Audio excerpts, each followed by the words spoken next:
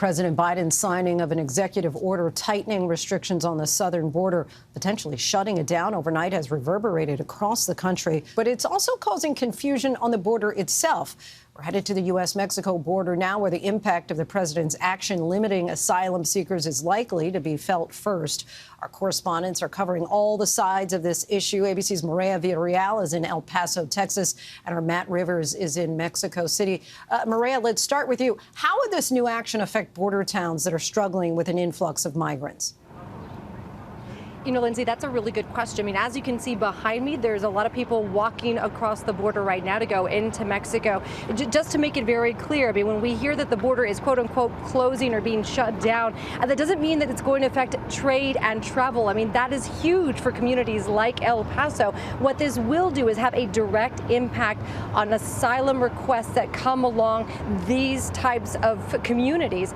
We have spoken with nonprofit organizations. They're in a wait and see holding pattern. A lot of that has to do with the anticipation of a possible lawsuit that could be filed by the ACLU. For them, it is going to be business as usual, trying to respond to immigration the way they have been on a daily basis. And Matt, I want to bring you in here. We know organized crime plays a big role in bringing people to the border. And what will today's order mean for those operations?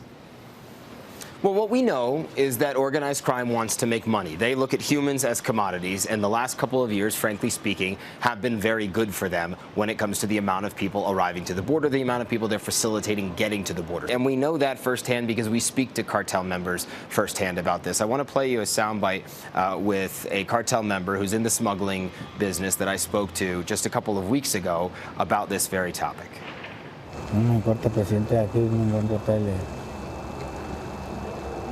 Simplemente está ahí.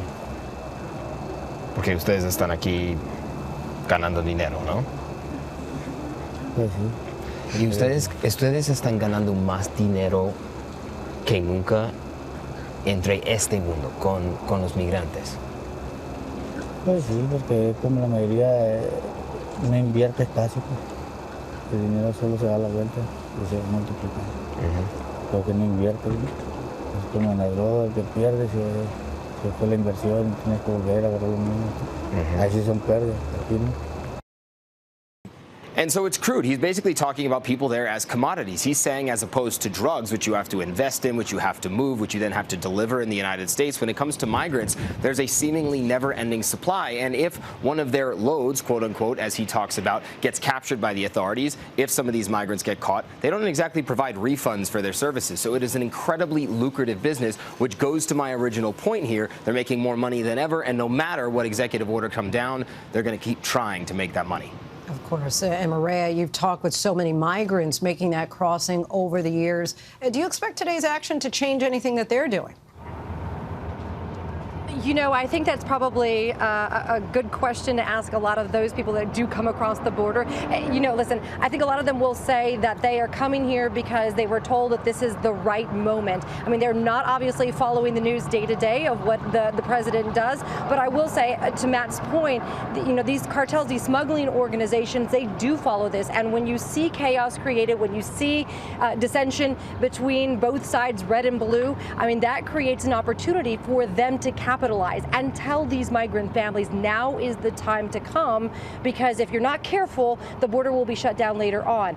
The bigger concern a lot of nonprofit organizations have told us that they are worried about and they are watching out for is the exception that we've seen in this executive action, which is the ability for people to, or the families to send their children here because they know unaccompanied minors will be taken care of and they are part of this exception. We obviously saw this happen 4 or 5 years ago during the Trump administration. We saw a large influx of young children coming to the border by themselves, being sent across the border by smugglers alone.